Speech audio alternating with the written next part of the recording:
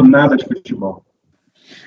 Bom, retomando os trabalhos da reunião do mês de junho, da segunda turma ordinária da terceira Câmara, da primeira sessão do CAF, nós estamos votando os processos da sessão das 14 horas, do dia 17 de junho.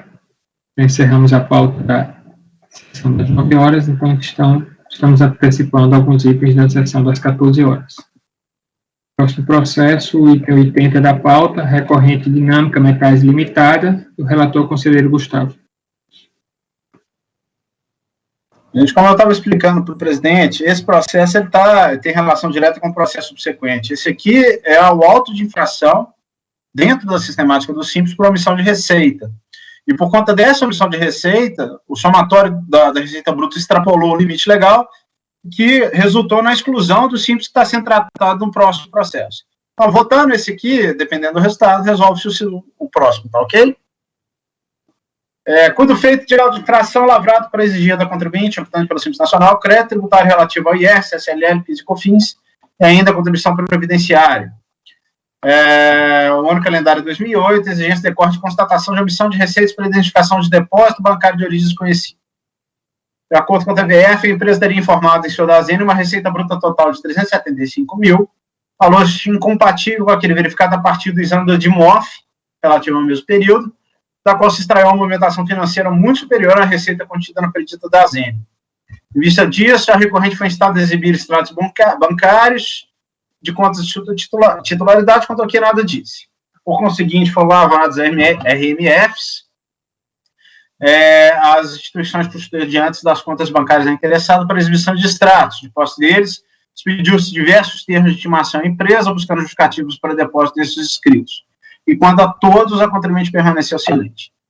Utilizando os extratos e, nas palavras da auditoria, decotados os valores relativos à transferência entre contas de mesmo tipo de titularidade, empréstimos bancários, estornos e etc., apurou-se a omissão de receita com base nos preceitos do já citado artigo 42, no importe de 4.327.000. Por sua vez, deu aso ao lançamento das ações tratadas alhures, combinando-se multa de ofício regulamentar de 75%. A insurgente opôs a impugnação, sustentando a nulidade da autuação por quebra do sigilo bancário. O mérito insistiu na improcedência da exigência ante o uso de prova ilícita, obtida por meio dos mencionados RMF, e alegou a impossibilidade de presumir a existência de renda tributável a partir tão só de depósitos bancários. Afirmou mais que a auditoria teria considerado em seu levantamento movimentações que não representariam ingresso de receitas, tais como devolução e estorno de cheques, devoluções de importâncias relativas a contrato de consórcio, e ainda empréstimos tomados e movimentações realizadas entre agências e contas de mesma titularidade.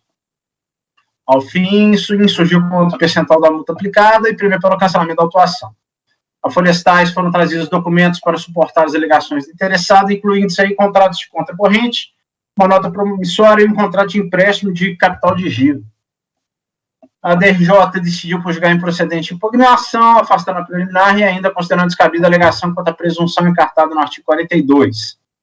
Em relação aos cheques devolvidos tornados alardeados pela contribuinte, o MACO afirmou que as importâncias não teriam constado das planilhas elaboradas pela fiscalização, pelo que não teriam composto a base de cálculo das exações. Quanto aos reembolsos e empréstimos, o acórdão cravou inexistir explicações de provas acerca de sua efetiva existência, mantidos os depósitos no campo da Receita Bruta. O autuado apresentou um recurso em que ela reprisou ipsis literis os argumentos sobre a manifestação de sua impugnação. Esse é o relatório, presidente. Ok, pode ir ao voto. Quanto à preliminar de nulidade, eu estou tomando conhecimento. Em relação à preliminar de nulidade, a quebra do sigilo bancário, eu estou aplicando o precedente do STF, em que se reconheceu, inclusive, a repercussão geral, e é de observância obrigatória para o órgão, e assim eu estou afastando essa preliminar. Pode prosseguir? Sobre o problema do uso de provas ilícitas decorrentes da quebra de sigilo, várias considerações já propostas no item 1 aí em cima.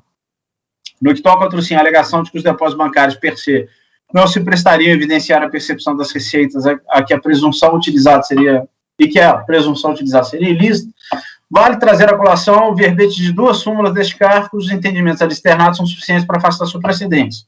Em caso de prima facie, impede invocar o teor da súmula 2, que veda aos membros deste conselho afastar dispositivo legal válido. sobre o que não houve declaração de constitucionalidade, eu trago a súmula 2.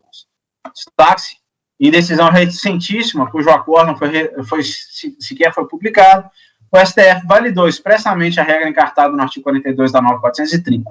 Semelhante entendimento foi sedimentado no julgamento do recurso extraordinário de 855.649, com repercussão geral reconhecida, termo 842, em sessão virtual encerrada em 30/4. Outro sim, quanto à comprovação do próprio consumo da renda para viabilizar a presunção de omissão de receita tratada no feito, veja-se o teor da súmula 26. Aí, presunção estabelecida, dispensa o fio, tá, não valeu não. Observando-se as súmulas e tal, enfim, estou afastando os argumentos com base nas duas súmulas, ok? Precisa ler alguma coisa aí? Tá. Vou prosseguir. Quanto aos argumentos de fato, todavia, há efetivamente questões a serem melhor dirimidas. Primeiramente, no que toca às movimentações descritas, como recebimento fornecedor Bradesco, administração de consórcios, tem absoluta razão a DRJ. Sem o contrato de consórcio e outros elementos correlatos, é impossível a esse julgador ou aos demais agentes fiscais atestar se de fato este valor se referiria, como pretende a insurgente, à devolução de valores. Até segunda ordem, estar-se-ia diante de um creditamento de importâncias sem a comprovação de sua causa. E reiterando o que disse o relator do acordo recorrido, o lançamento realizado com base no artigo 42, uma vez demonstrados os pressupostos caracterizadores da hipótese de presunção, culmina com a inversão do ônus probatório, fazendo recair sobre os ombros do contribuinte. De igual forma, desmerece a acolhida alegação relativa aos cheques descritos na planilha elaborada nas páginas 14 a 16 do recurso voluntário, com as anotações estorno, depósito cheque, débito cheque devolvido, devolução cheque depositado. Realmente, como alertado pelo acordo recorrido, essas movimentações não constam da consolidação realizada pelo doutor agente autuante na planilha acostada a folhas 233 e 268, não compondo de start abaixo de cálculo das ações já examinadas. Descabem, portanto, também quaisquer críticas à autuação ou à decisão intestina. Já quanto às movimentações listadas pelo insurgente na tabela reproduzida na página 16 e 17 do recurso voluntário, em princípio, a descrição, inclusive, adotada pela fiscalização, dá a entender se referir à movimentação entre contas do próprio contribuinte. Trata-se de uma descrição falha, e por isso é interessado se utilizou da expressão parecem ser transferências dentre contas do Banco Bradesco, indicado pela DRJ. Porque, como se vê da já citada consolidação, e a guisa de exemplo, a douta auditoria ali expôs o seguinte, aí está essas movimentações. Só realmente estranho esse relator que as movimentações acima destacadas tenham sido consideradas todas como depósito de receita não conhecida. Semelhantes movimentação, em especial aquelas com anotação transferência entre agências, cheque, dinheiro próprio favorecido, se enquadrariam mais na regra contida no parágrafo 3º, por vezes mencionado no artigo 42 da norma 430, segundo o qual, tá aí, fosse o caso de transferências numeradas entre contas, agências de terceiros, a expressão próprio favorecido não teria nenhuma razão de ser. Mesmo nos casos em que se vê a transferência realizada por cheque / dinheiro, o que se teria, caso o título ou a quantia fosse proveniente de outra pessoa que não é o próprio favorecido, seria o registro de simples depósito de cheque ou mesmo de dinheiro. Tal como consta dos extratos, essas movimentações caracterizam, a priori, a hipótese do parágrafo 3º, acima transcrito. Por isso mesmo, não se prestariam para compor a base de cálculo das ações lançadas com espectro dos preceitos do caput do artigo 42. Outro entendimento poderia encerrar uma dupla exigência. No entanto, como se vê dos extratos apresentados pelo Banco Bradesco Florestais, observa a existência de apenas uma conta e uma agência. Assim, se as transferências acima provieram de contas de titularidade do recorrente, custodiadas, todavia, por outras instituições, no caso a Caixa Econômica e o Banco do Brasil, instituições para as quais foram emitidos os competentes RMF, as mesmas quantias de movimentações deveriam constar dos respectivos extratos destes bancos. E como se pode ver destes documentos, mesmo que numa análise rápida, não se vê nem na CEF, nem no BB, nenhuma movimentação coincidente em valores e datas. Insistindo-se neste particular na premissa de que o ônus da prova é do contribuinte, e que mais, se não trouxe nenhum outro elemento que possa dar lastro às suas alegações, a despeito da estranheza acima manifestada, não há como acolher a sua pretensão. Essas movimentações continuam sem origem comprovada, e assim devem compor a base de incidência dos tributos ali exigidos. No outro giro, no que tange aos empréstimos listados na planilha reproduzida na página 17, atinentes aos valores creditados por DG Fomento Mercantil Limitada, nos valores de 8 mil e 11 mil, não há também como dissentido das conclusões fiscais ou da própria DRJ. Ainda que a descrição constante do extrato fornecido pela aludida instituição financeira indicie que esses numerários tenham sido creditados pela empresa, que pelo próprio nome pareça atuar no mercado de crédito, aliás, em pesquisa na internet, vê se trata de uma factory, é fato que, sem o contrato ou outros elementos, torna-se impossível aferir a própria natureza daquelas movimentações. A toda evidência, faltou a recorrente uma diligência mínima necessária à demonstração fática dos seus argumentos. Por fim, quanto à exigência acerca do percentual da multa de ofício aplicada, que, diga-se, não foi qualificada, a sua imposição decorre da determinação legal vigente, fazendo incidir aqui, mais uma vez, o comando em ser na súmula 2, já invocado no início deste voto. Nada a prover. À luz do exposto, voto por afastar a preliminar da unidade e, no mérito, negar provimento ao recurso voluntário. Ok, então o relator está rejeitando a preliminar da nulidade, negando provimento. Algum comentário? Há alguma divergência em relação a ser por unanimidade, então? Acordam os membros colegiados por unanimidade de votos em rejeitar. Desculpa, Marcelo, pode falar. Na verdade,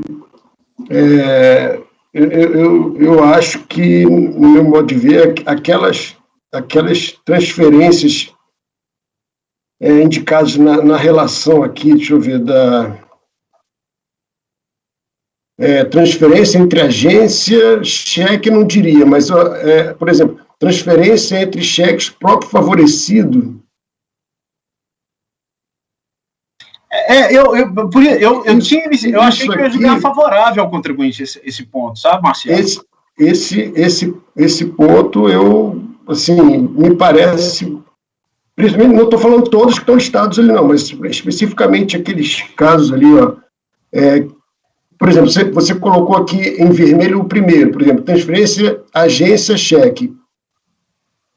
Isso aqui, não sei se poderia ser considerado mesmo favorecido, né, do próprio sujeito passivo, mas já a segunda linha que você marcou aqui, né, e depois lá na frente, no dia 6408, transferência entre agentes, depois próprio favorecido. O problema todo, Marcelo, é o seguinte, isso me causou estranheza, tanto que eu coloquei isso. A descrição me levou de início a querer excluir esses valores da base de cálculo. O problema é o seguinte, no Banco Bradesco ele só tem uma conta em uma agência. Então não tem como fazer transferência entre agências do Banco do Bradesco.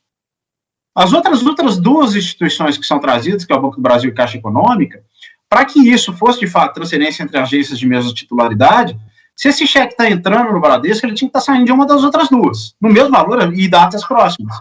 E analisando, você não tem nenhum valor que sequer chegue perto. Então, quando muito essa transferência estará vindo de uma outra agência ou outro banco que não foi analisado pelo TBF. Mas aí, o ônus da prova é do contribuinte, ele teria que trazer isso, e ele não trouxe. Esse é o problema. Entendeu? Foi por isso que, eu falei da estranheza de se considerar esses valores na base de cálculo, mas, ao fim das contas, se a transferência é entre agências de mesma titularidade, a entrada aqui tinha que estar comprovada pela saída em outra, e não tem.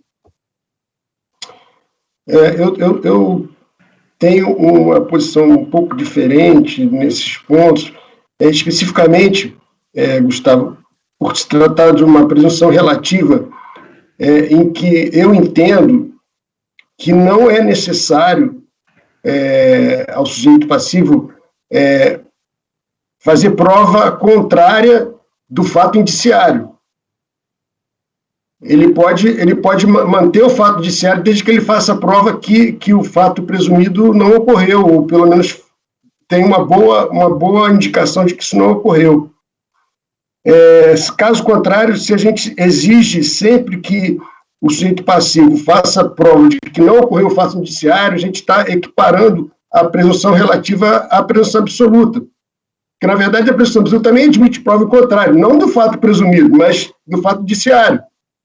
Se você imaginar, por exemplo, aquele caso do CTN, né, que tem caso clássico de presunção absoluta do CTN, em que o executado começa, inicia a se desfazer, vender, alienar seus bens, né, para fugir à execução, por exemplo. Então, presume-se que essa venda é fraudulenta, né, e pode ser desfeita mesmo que o bem já tenha sido transferido a terceiro. Mas ele pode provar também que ele possuía outros bens que garantiam a execução. Então, na verdade, ele está desfazendo, ou seja, ele sempre pode provar o contrário, né, fazer prova contrária do fato presumido, na presunção absoluta. Nunca do fato indiciário, nunca do fato presumido. E já na presunção relativa, como é os casos dessas presunções, inclusive essa de caixa, ele pode fazer prova contrária, tanto do fato indiciário, né, ou seja, de que nesse caso específico, o depósito veio de uma outra conta dele, ou pode fazer prova, ainda que ele não faça prova contrária do fato indiciário, presumir fato indiciário, ele pode fazer prova do fato que se presume. Nesse caso específico, entendo que há uma prova bastante robusta, né, do próprio, que consta no próprio extrato, né, que você colocou aí, copiou, de que a conta está sendo feita, de que a transferência é proveniente de outra conta do próprio favorecido. Não sei se me fiz entender, a questão da diferença entre essas duas coisas aí.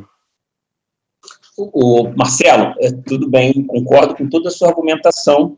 Agora, eu só não chego nesse teu ponto, porque o fato de o extrato dizer que é o próprio favorecido não me leva a concluir que este dinheiro saiu de uma outra conta, né? Não é uma, aí, vamos dizer assim, é uma presunção de que saiu de outra conta do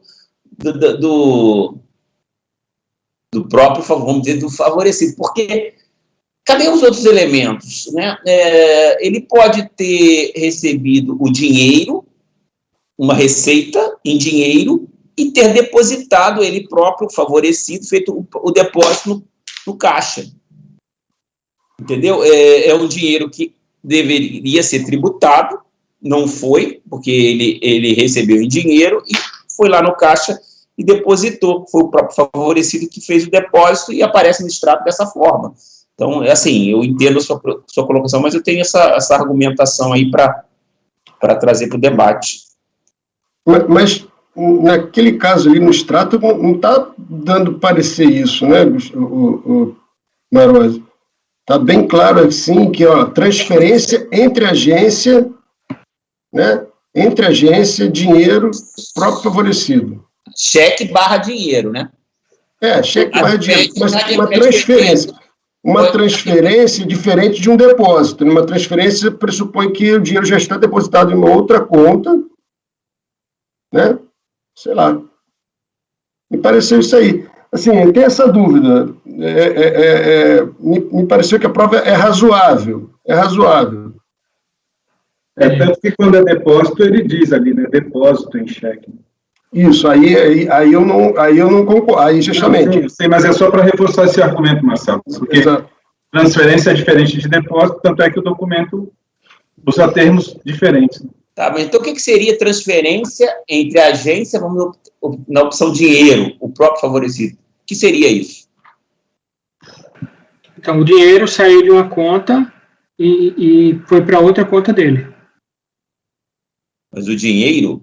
Sim, ele tinha dinheiro depositado, ele tinha recursos depositados em uma conta, e transferiu parte desses recursos para outra conta dele. É um crédito, né? Ele transfere o crédito de uma conta para outra. Um TED, um DOC, uma transferência, quando é no mesmo banco. Eu acho que a questão gira em torno do que o Gustavo estava falando aí, né? Ele não provou, né, Gustavo? Tanto é que teve requisição da movimentação financeira, ele não provou a origem dessas transferências, né? O Gustavo pediu para falar, aproveita.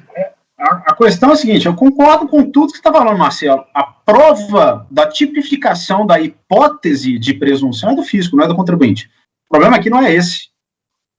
O problema é que, da mesma forma que você está colocando, eu coloquei no meu voto. Cara, causou muita estranheza que esses lançamentos tenham sido considerados na base de cálculo. O problema é que existe prova nos autos, de que das contas examinadas, e quanto às quais não houve qualquer insurgência da parte do contribuinte, das 3 contas examinadas de Bradesco, Banco do Brasil e Caixa Econômica, esses valores não saíram. Se eles não saíram dessas 3 contas, a única hipótese é que eles tenham saído de uma 4ª conta não examinada nos autos. Caberia o contribuinte, quando mesmo, falar, meu amigo, eu tenho ainda essa conta aqui. Ele não precisa nem trazer prova, poderia só trazer, alegar. Não, eu tenho conta aqui, esses valores saíram dessa minha outra agência, dessa minha outra conta. Mas isso não é sequer tangenciado pelo contribuinte, que inclusive foi criticado pela DRJ nesse ponto, que ele fala, parecem ser transferências entre agências. Porque, de fato, a descrição é muito ruim, a gente não consegue entender o que é. O fato é, eu não estou presumindo a presunção. Eu estou comprovando que, das 3 contas que estão sendo analisadas no feito, esses valores não saíram. Então, eles vieram de uma 4ª fonte. E aí, o ônus é dele. É isso que eu defendo no meu voto. Flávio pediu a palavra. Bem nessa linha aí que eu queria falar, que o Gustavo falou, eu concordo com as dúvidas que o Marcelo colocou, mas, para mim, tá muito duvidoso esses lançamentos, transferência de dinheiro, o que é transferência de dinheiro, o que não é.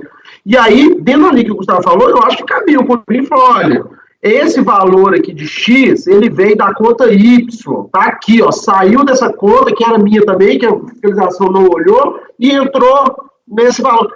Caberia a ele. Agora, acho que é muita especulação da nossa parte, ficar entendendo o que é agência, cheque, dinheiro, próprio favorecido, mas é cheque, é dinheiro? O que é o próprio favorecido? Acho que ficou muito...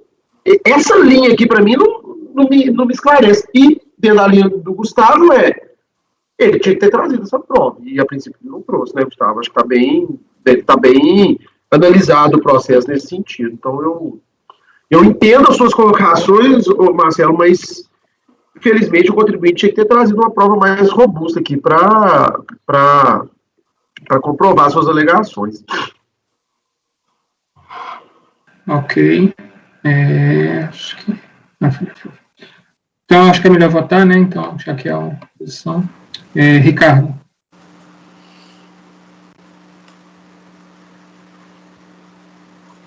Eu entendi as considerações do Marcelo, mas eu estou na linha do Gustavo. Eu acho que o contribuinte tinha que ter trazido aqui a prova de onde veio esse dinheiro, né? Ele tem esse indício aí de que pode ter havido transferências entre contas dele próprio. Ele tinha que ter trazido aqui a contraprova nesse sentido. Então, eu acompanho o relator. Ok. André? Eu também entendo que o contribuinte teria que deixar bem claro que essas transferências ocorreram. E pelos documentos dos autos, não é possível chegar nessa conclusão. Para mim, não bastaria só esse indício, não. Teria que ter ficado melhor configurado. Acompanho o relator. Flávio? Presidente, acompanho o relator. Cleusa?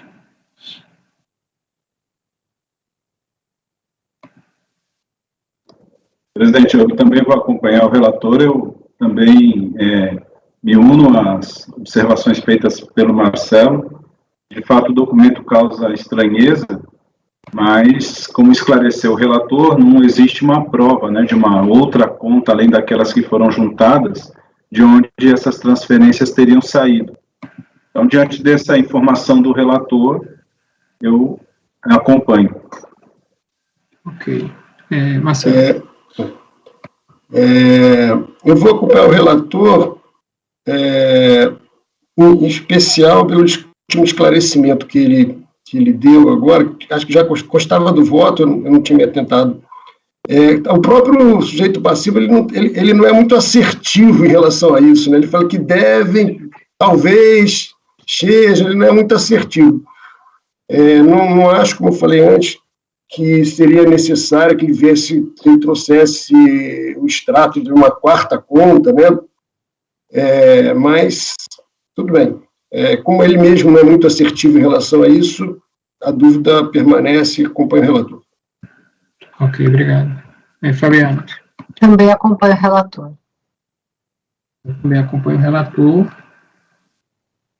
E faltou aí a comprovação dessa outra conta de onde teriam vindo os recursos, né? Então, acordo os membros colegiados por unanimidade de votos em rejeitar a preliminar de nulidade no mérito por mais... Olha, esse aqui eu já estava colocando. No mérito, em negar provimento ao recurso voluntário, nos termos do relatório e voto do relator. Bom, vamos parar agora e tem a dinâmica, né, Ricardo, o Gustavo? O outro é a exclusão do simples pelo excesso de receita. Tá, então vamos fazer isso daí só rapidinho.